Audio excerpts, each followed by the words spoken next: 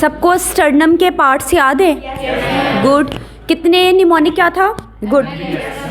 MBX, M4 manubrium, B body का anatomical name gladiolus and xiphoid process means projection. Very good. अच्छा मुझे बताओ, अब हम CPR पढ़ने जा रहे हैं। जर्नल पढ़ेंगे, क्लिनिकल में डिटेल में है जी, एडल्ट्स में कैसे देना है, बच्चों में कैसे देना है, ठीक है, हम लोग जस्ट ओवरव्यू लेंगे। अच्छा मुझे बताओ, ऐसा पॉसिबल है कि हम जिफॉइड प्रोसेस के ऊपर प्रेशर लगाएं? क्यों, क्या रीजन जहन में आती है? ब्रेक हो जाए, फ्रैक्चर कहना है, ठीक है। अच्छा, और वैसे भी हम लोगों ने टारगेट किसको करना है, कौन से ऑर्गन को करना है? हार्ट को। अच्छा बच्चों, अब CPR वाली स्लाइड के ऊपर आओ।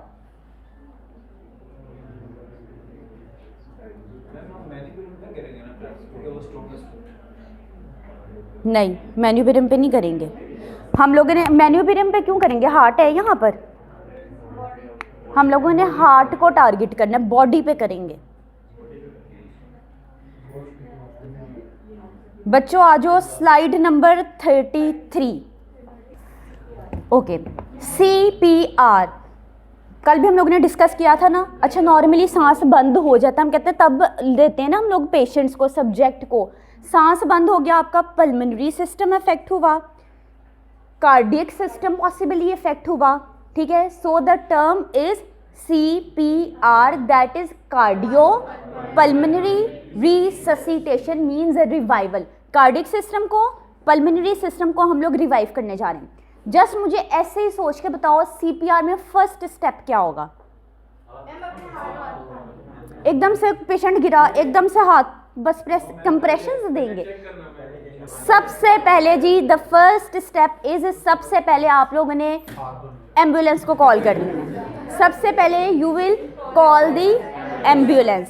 सेकंड स्टेप क्या होगा बच्चों? The first step is you will call the ambulance. The second step is you will check if there is any choking. कुछ खा पी रहा है तो पॉसिबली ना, च्युइंगम अक्सर लोग खाते हैं, चोकिंग हो जाती है ना। फर्स्ट स्टेप इसके यू विल चेक क्या इधर चोकिंग तो नहीं है। उसके बाद अगर चोकिंग है, कंप्रेशन से देते रहो, ब्रीदिंग देते रहो, कोई फ़र्क पड़ेगा? बिल्कुल भी नहीं पड़ेगा। सो द फर्स्ट, आपको एग्जाम में अगर आ जाए तो the first step is you will call the ambulance. Second step is you will check either there is any choking, ठीक है। आपने सबसे पहले चेक करना है। अक्सर लोगों की च्युइंगम अटक जाती है ना, मुंह में हाथ डाल के। जिस हम बच्चों के मुंह में हाथ नहीं डालते हैं, कुछ अटक जाए तो हाथ से यूं निकाल लेते हैं। कैंडी अटक जाती है, कॉइन अटक जाता है, बच्चे। शहद हमें इमरजेंसी में नहीं मिलेगा बच्चों। The first step is you will call the ambulance. The second step is you will check either there is any choking. ज़ाहिर चोकिंग कैसे करोगे? अंदर उंगली डाल के देखोगे ना, जिसे हम बच्चों के डालते हैं, कुछ हो तो फ़ौरन से निकाल लेते हैं। अच्छा, अब जी द थर्ड स्टेप, ठीक है। चेक इफ देयर इज, आपने चेक किया ना, देयर इज नो ब्रीदिंग। अब देयर इज नो ब्रीदिंग, आपको पता चल गया कि हार्ट इज नॉट वर्किंग, ठीक है। इट मीन्स कार्डियक अरेस्ट की तरफ आप आ गए ना। सो जी अब आप लोग को जल्दी से रिवाइवल चाहिए। रिवाइवल के लिए you are now doing the compression. अब आप कंप्रेशन कैसे करेंगे? कंप्रेशन करने के लिए जी डेफिनेटली आपको पता होना चाहिए कि आपने कंप्रेशन करनी कौन से एरिया में है। सो जी अब हम लोगों ने कंप्रेशन करनी का है landmark, main point, that is CPR का लैंडमार्क कौन सा है? Do chest compressions on sternum's body. Body के ऊपर जी आपने कंप्रेशन करनी है। अच्छा, बॉडी पे कंप्रेशन करनी कहाँ पे है? अच्छा, ये भी हम लोग देखते हैं जी, कैसे पता चलेगा? दिस इज़, अब तक तो दिस इज़ क्लियर कि हम लोग जिफॉइड प्रोसेस के ऊपर कंप्रेशन नहीं करने जा रहे, ठीक है। That is the shortest part, okay. Next पे आ जाओ स्लाइड पे। अब स्टेप्स के आगे, first step was calling the ambulance, आप लोग स्टेप्स ऐड करोगे। Second step is you will check either there is any choking. अच्छा, अगर इन केस चोकिंग है you will open the airway, ठीक है। एयरवे को ओपन करने के लिए हम लोग करते हैं ना, अच्छा जी, you will then check the breathing. अगर चोकिंग थी, मैंने कर ली, ब्रीदिंग हो गई, वेल एंड गुड। अच्छा नहीं, you will do the chest compressions. Chest compressions के बाद you will give the breathing, ठीक है। You will deliver the rescue breaths, ठीक है। ब्रीदिंग देना, किसी को सांस देना, कहते हैं ना मुंह के साथ मुंह जोड़ के सांस देना, दैट इज, इसको the term is the delivering rescue breath. अच्छा जी, इसके बाद आप जी अगेन ये एक कंप्लीट स्टेप था, उसके बाद आप अगेन जी स्टेप्स को रिपीट करेंगे। स्टेप्स को आप अगेन रिपीट कहाँ से करेंगे? यू विल चेक, नहीं सांस आया, okay, you will give the compression, you will give the breathing, ठीक है।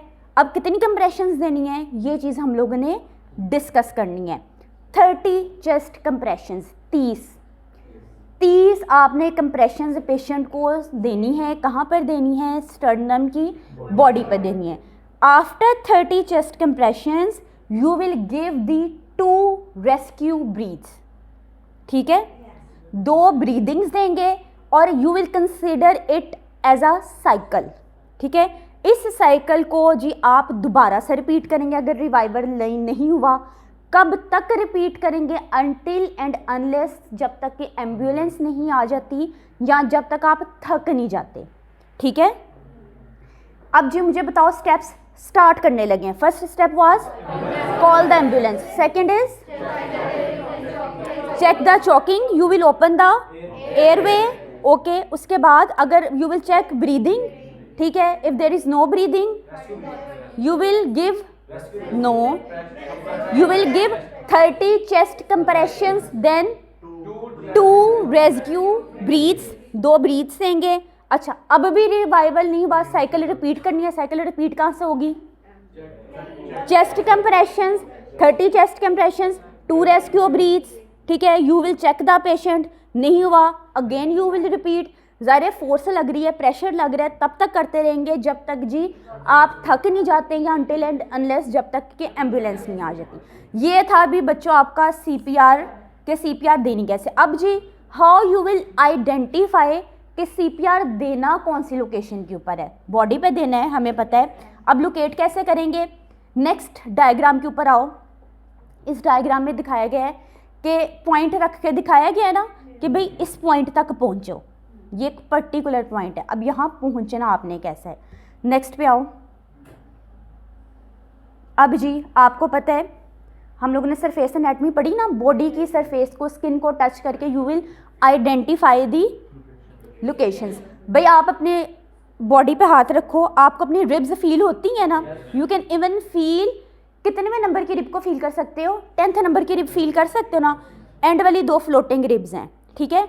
10वें नंबर की रिब आप लोगों ने लोकेट कर ली विद दी फिंगर्स। 10वें नंबर की रिब को लोकेट करके Aahista Aahista you will trace के रिब ऊपर को जा रही है, ठीक है।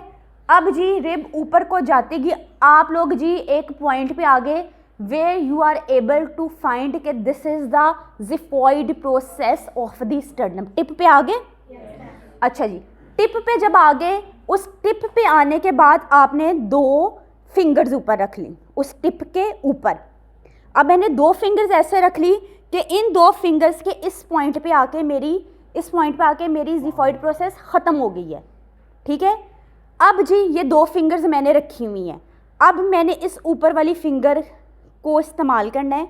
कैसे करना है? इस ऊपर वाली फिंगर के ऊपर, नेक्स्ट फिगर के ऊपर आओ, उसके ऊपर मैंने अपनी पाम रखनी है।